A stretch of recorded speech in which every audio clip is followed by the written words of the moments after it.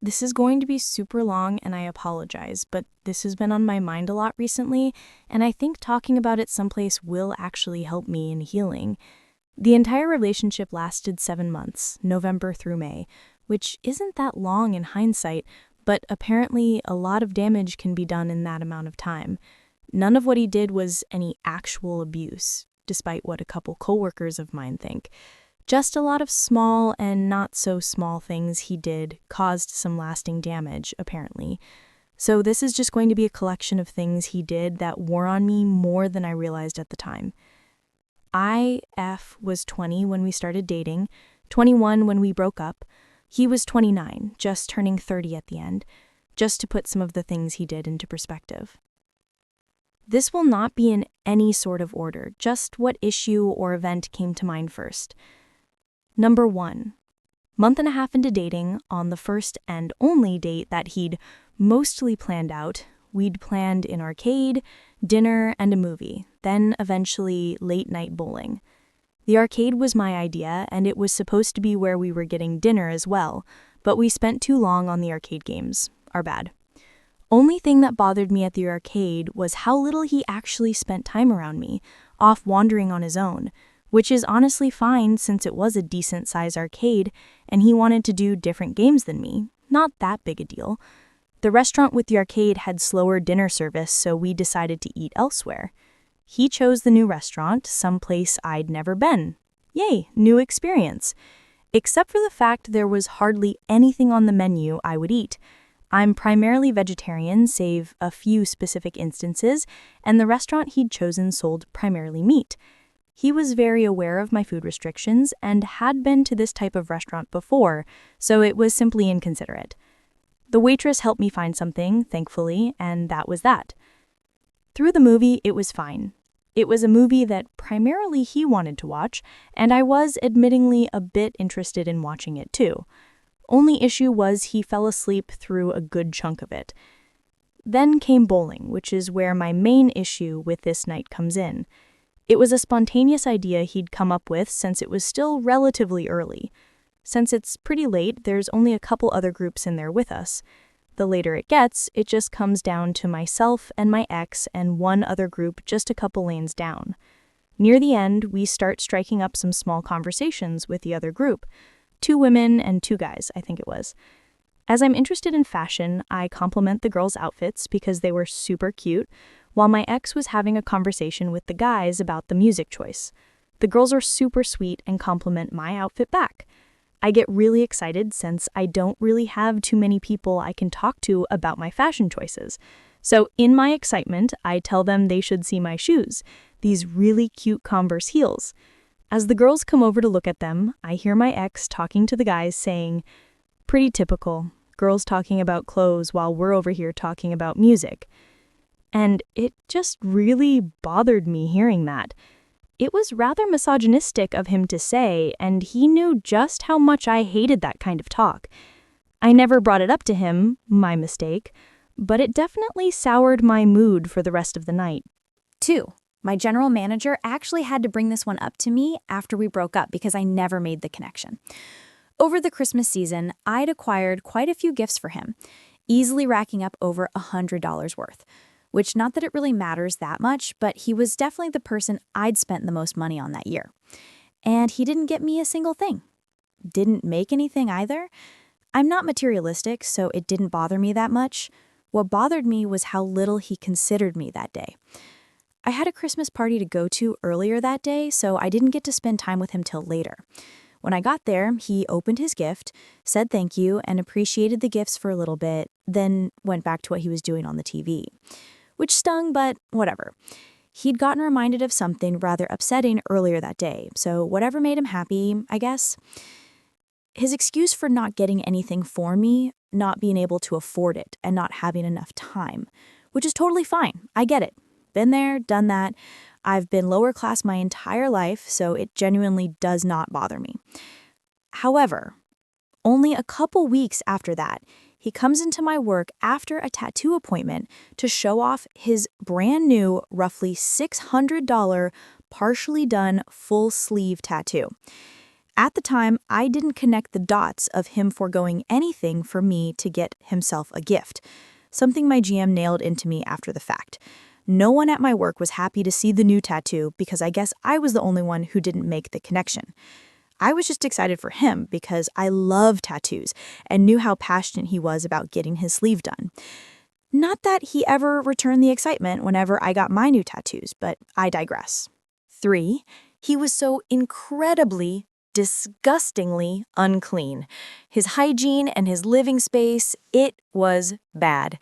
What that consisted of was constant dishes in the sink with hard food on them that would be left for a couple of months, same with his countertops, open food all over his living room and kitchen, open and discarded food left on the floor, piles of garbage all over the apartment that filled at least 4 large garbage bags every time I cleaned up, fruit flies all over the place at several times, a constant need of doing the laundry, which is a whole other can of worms for how disgusting that was, beard trimmings frequently all over the bathroom counter and in the sink that stayed there for a couple months at a time, rarely washed sheets, food crumbs all over his bed for miscellaneous reasons, working in fast food and sleeping in his work clothes, plus eating in bed, all the while not cleaning his sheets and letting the sheets get pushed off the bed so those crumbs were in the mattress, and many, many, many other things. To add on top of this, his place was rather clean the first time I came over.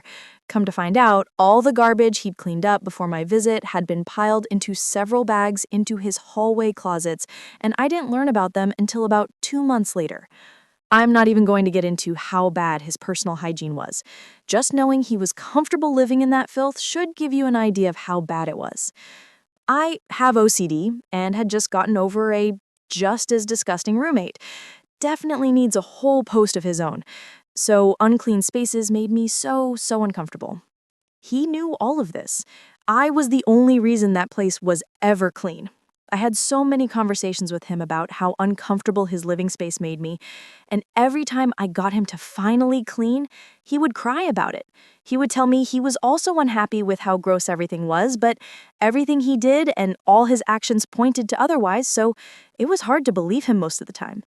In the 7 months we were together, I did a deep clean almost every 3-4 weeks, saved the dishes because I have sensory issues, and he said he was fine doing them himself, which he would almost never do until at least a month later. 4. New Year's. I made it very clear to him that I wanted to spend the night with him, celebrating our new relationship and hoping for a good new year of it. That went so well. I also made it clear to him that I wanted to bake cookies with him. I love baking, and he expressed an interest in doing so with me. I was at his place before he was, since I was off of work before him. When he got home, first thing he did after fixing us some drinks was get on a video call with his long-distance gaming friends. Which was fine. They were good friends of his, despite him being 9 to 10 years older than almost all of them. An hour goes by of him only talking to them, quite literally ignoring the fact I was sitting right next to him. I get up to make the cookies, which stirs his attention, but only briefly. So I make the cookies by myself. They were the simple Pillsbury holiday ones, so it wasn't that big a deal. Outside of the fact he let me feel ignored the entire time. When the cookies were done, he ate most of them without acknowledging I made them for both of us and without ever saying thank you for the treat. He is on the video call and playing games with his friends for 4 hours before signing off, only doing so because he was ready to go to bed. Work in the morning and all. He seemed to pick up on the fact that I was upset when he signed off and asked me about it, then proceeded to be pouty and feign how sorry he was for ignoring me all night. I know he was feigning it because he just went to bed right after. 5. The rest of their holidays were crap as well. Valentine's Day, he got me nothing as well, not even telling me Happy Valentine's. I spent what I could of that day with him, I worked that day, and I got ignored for his video games again. My birthday as well. Not a single thing outside of happy birthday and complimenting my new hair color, a gift I'd done for myself. He eventually got me a birthday gift several months later when he was trying to make sure I wouldn't break up with him, and he bought me a gift that he knew went against my morals, as well as a necklace I would never wear, showing me how little he knew me or cared to get to know me. 6. Whenever we were intimate, his pleasure was always more important than mine, and he would only last for 2 minutes. I am not kidding or exaggerating. 2 minutes. Maybe 5 on a good night. I was never satisfied, and he seemed to pick up on that eventually because most of the time, after he would finish, he would cry, supposedly feeling bad he didn't make me finish, but it was honestly BS because I gave him solutions, and he simply did not want to do them.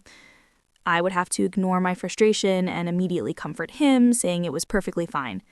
The stupidest thing about this, though, is how he initially bragged about his prowess in bed and placed a lot of pride in his size. 7.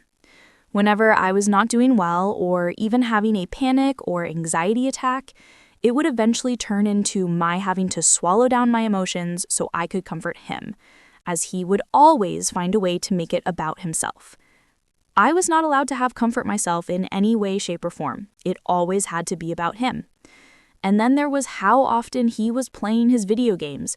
Almost every single time I was over, he was playing his games with his friends. It's perfectly fine to have gaming as a hobby. It's one of mine. But when you intentionally ignore your partner for hours and hours on end during her only days off that you told her you wanted to spend with her, it's not okay. And it really would be hours he would spend on that damn thing. And it only got worse when he got a VR headset. His idea of good quality time was me watching him playing games with his friends while I just sat there silent next to him. I took him to the local diner that I absolutely love as one of our dates. One of the few dates we ever went on because, God forbid, he leave his house for anything besides work. Again, I love this diner. The food is good, the prices are fair, and the staff and owner are so lovely. It's my favorite place in the small town I live in. We went and ate, and I thought we had a nice time. Afterwards, though, he told me he never wanted to go back and the food was awful, genuinely slandering my favorite place in town and making me feel bad for taking him there. I doubt that was his intention to make me feel bad, but he did. Near the end of our relationship, the diner was brought up briefly around others, and I mentioned he didn't like it as much and didn't want to go back. He corrected me and said he'd only ever mentioned not liking that meal he'd ordered, and he was willing to go back, making me look like I was lying, which I don't appreciate. 10. There were a bunch of little things he did that bothered me as well, ones that shouldn't matter, but they do to me. I consider myself a rather giving person, with my affection, my money, my words, and my time. I would buy little gifts for him every once in a while, even giving him flowers on several occasions. I would help him financially if he was struggling with a late bill. He often had them because of his spontaneous large amounts of spending. Meanwhile, he rarely ever gave me anything in return. And even when he did give me a gift, it was never something I liked, just showing how little he paid attention to me. I would give him words of affirmation and praise and words of comfort all the time, as he was a rather insecure man. I was just as insecure, and he knew that, but would never compliment me. I had to beg for any sort of comfort or affirmation or praise, and he was so unwilling to give it. I would give him all my spare time, and he would ignore me during almost all of it, then would complain about not getting to spend time with me. 11. He would talk over me often, especially if I was upset or even just passionate about something. Nothing I said seemed to be important enough to listen to. His opinion was more important than mine, and I just shut up and listened, letting him speak over me. Again, my mistake. And finally comes the last month of our relationship. It was incredibly messy, with mistakes on both ends. I definitely messed up pretty bad, and I own up to it. The difference between me and him making mistakes was I took accountability for it.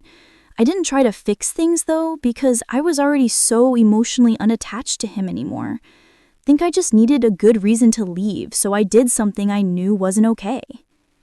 He had a vacation in another state for his birthday, and I had a sports competition in a different state the same weekend. He was gone for a week, I was gone for a weekend. Up until he'd left for his vacation, he'd been mildly encouraging for my competition. For the first few days he was away, he still texted me, updated me, talked to me entirely about his vacation.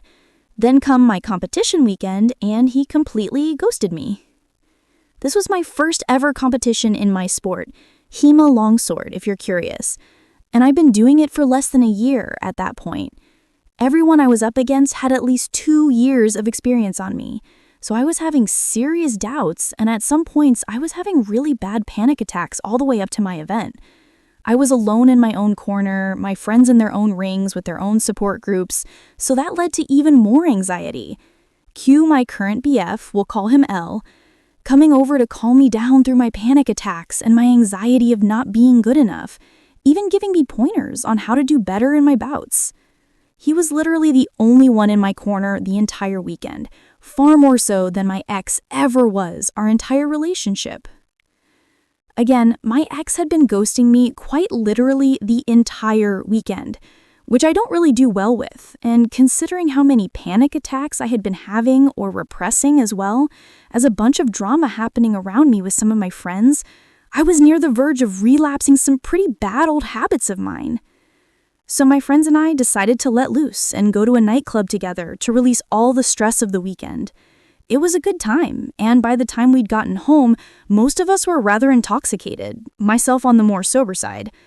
But the alcohol gave me enough courage to talk to Elle about a relationship, and he agreed he felt the same way about me. Before I get any harsh judgments, I'm polyamorous. My ex and Elle were very, very aware of this, and my ex always knew there was a possibility of me developing the new relationship while dating him. Elle and I had been friendly for a good time, and I'd developed feelings for him a couple months prior. I never brought it up to my ex, and that's my mistake, as was jumping into a relationship with Elle without discussing it with my ex first. I know that's where I messed up really bad, and I own up to that. But he'd been ghosting me all weekend, even ignoring my calls, every single one, that I wouldn't have gotten an answer from him anyways. That weekend was honestly the final straw with him, and I didn't care anymore about how he'd feel because it finally clicked for me that he'd never actually cared about me through the entire relationship. He finally called me after my competition weekend was over, so 3 days without texting or calling, and I broke the news to him about Elle. He was obviously upset about it, and rightfully so, but I didn't care enough to take it back. We had a long discussion when he got back from his vacation, and during the discussion, he proved to me that he wasn't worth staying with. I told him about all my panic attacks and my being close to relapsing, and he brushed it aside with a "what about me" attitude. Again, he had every right to be mad at me, and I do feel bad for hurting him in that way. No one deserves that.